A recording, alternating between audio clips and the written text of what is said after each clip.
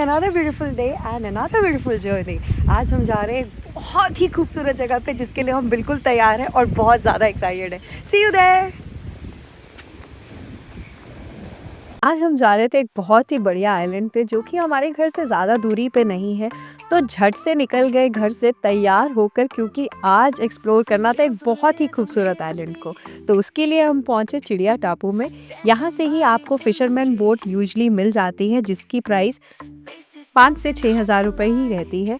तो हम लोग बिल्कुल तैयार थे, अपना सामान वामान लेके। बच्चे एकदम एक्साइटेड थे और उतने एक्साइटेड हम भी थे। यहाँ पर हमने फ़ोटो सेशन कर लिया और बिल्कुल बढ़िया सवारियों की तरह वेट कर रहे थे अपनी फिशरमैन बोट के आने का।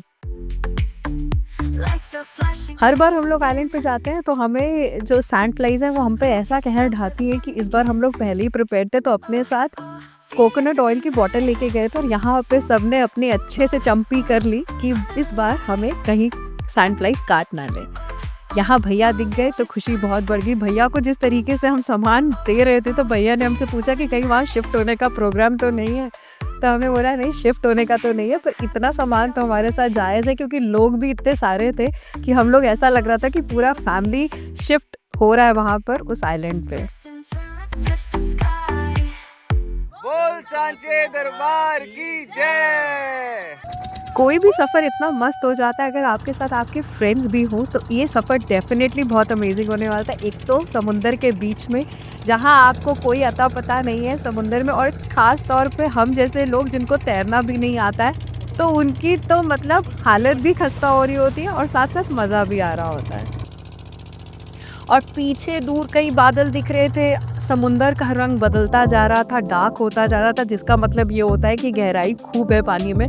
पर उस पर ध्यान ना देकर हम लोग आसपास के सीनिक ब्यूटी को एंजॉय कर रहे थे। और ऐसे ही करते करते हमें थोड़ा पानी का रंग ग्रीन होता हुआ नजर आया, जिसका मतलब था कि हम लोग पहुंच गए अपनी ठिकाने पे। हाई टाइड थी तो बोट ने हमें बिल्कुल आइलैंड पे उतारा, जिसका फ़ायदा ये हुआ कि सब पतियों को अपनी बीवी को उतारना पड़ा, क्योंकि बोट की हाइट थोड़ी ज़्यादा थी और हम लोगों को वहाँ पे उतरने में थोड़ी सी दिक्कत आ रही थी, क्योंकि पानी काफ़ी ऊपर तक था। हमेशा की तरह लहरें बहुत सुंदर लग रही थी। बच्चे तो आइलैंड पे पहुंचते ही रुक नहीं पाते, वो लोग अपनी मस्ती करने लग गए। उन्होंने अपनी टनल बनानी शुरू की पानी के साथ, और फिर उनका मन था कि हम जल्दी से बस पानी में घुस जाएं। कैसे तैसे करके उनको रोक रखा था और तब तक उन्होंने खेलना शुरू कर दिया। लेकिन किसी एक बड़े को जाना ज़रूरी था तो एक जना उनको लेके गया। यहाँ हम लोगों ने आराम किया, क्योंकि आज का पर्पज़ ये था कि इस आइलैंड पे सिर्फ करना है आराम और इस आइलैंड को घूमकर अच्छे से करना है एंजॉय। मैं हमेशा की तरह निकल गई लहरों को एंजॉय करने के लिए, थोड़ा सा फ़ोटो सेशन करवाने के लिए, और खूब मज़ा आ रहा था। आज मौसम भी ऐसा लग रहा था कि हमारा पूरा साथ दे रहा है, क्योंकि ब्राइट सन था। उसके साथ हमने जगह बिल्कुल सही ढूंढी थी। और यहाँ हमारे दोस्त हो गए थे ज़ख्मी, क्योंकि वो लोग यहाँ के नहीं थे, तो वो लोग बिल्कुल गए थे पानी के अंदर बिना स्लिपर्स पहने। But you have to be very careful कि आप हमेशा स्लिपर्स पहन के जाएं। यहाँ मैं और मेरी दोस्त ने की थोड़ी सी मस्ती, हमेशा की तरह गाने सुन रहे थे और साथ साथ हम लोग लेट कर ही डांस कर रहे थे, क्योंकि खड़े होकर भी डांस करने का मन नहीं हो रहा था। फिर बच्चे चले गए स्नॉर्कलिंग के लिए। उतनी देर में हम लेडीज़ को लग गई थी भूख, तो हमने सोचा कि पहले कुछ पेट पूजा कर लीजिए, और वही देखकर बच्चे भी आ गए और हम सब ने पहले अपना लंच किया, क्योंकि हम जब भी कहीं बाहर जाते हैं तो हम अपना यूजुअली लंच साथ में लेकर जाते हैं। फिर खाना खाने के बाद बच्चों ने थोड़ी सी एक्सरसाइज की और हस्बैंड्स निकल गए स्नॉर्कलिंग के लिए। पर यहाँ पर हम लोग फ्री थे, और फ्री है तो कुछ तो करना ज़रूरी है, तो थोड़ी देर पानी में टहला। और उतनी देर में हमारा वापसी का टाइम होने लग गया था, क्योंकि भैया ने हमें एक टाइम दिया था जिसमें हमें वापस जाना था। ये बच्चों ने वहाँ पे एक बहुत बड़ा सा होल बनाया था, तो हमने सोचा उसकी भी थोड़ी इंस्पेक्शन कर ली जाए। फिर थोड़ा सा डांस करते हुए अपना टाइम स्पेंड कर रहे थे, क्योंकि अभी टाइम था भैया को आने में, और दूर हमें अपनी फिशरमैन बोट दिखने लग गई थी। यहाँ पर हमें अंदाज़ा नहीं हो रहा था कि हमें कितना दूर चल के जाना है, तो हमने सोचा कि शायद ये कोरल्स है जिनको क्रॉस करके हम लोग अपनी बोट तक पहुँच जाएंगे। और यहाँ ज़ाइन गिर गया। फिर हमें रियलाइज़ हुआ कि इस रास्ते से जाना तो मुश्किल है, तो हमने दूसरा रास्ता निकाला जिसमें पानी, क्योंकि वहाँ पर उस टाइम उतना नहीं था और लो टाइड हो चुका था, तो घुटने घुटने तक ही पानी आ रहा था। तो हमने सोचा कि इधर से चलकर हम क्रॉस कर कर पहुँच जाएंगे अपनी बोट तक।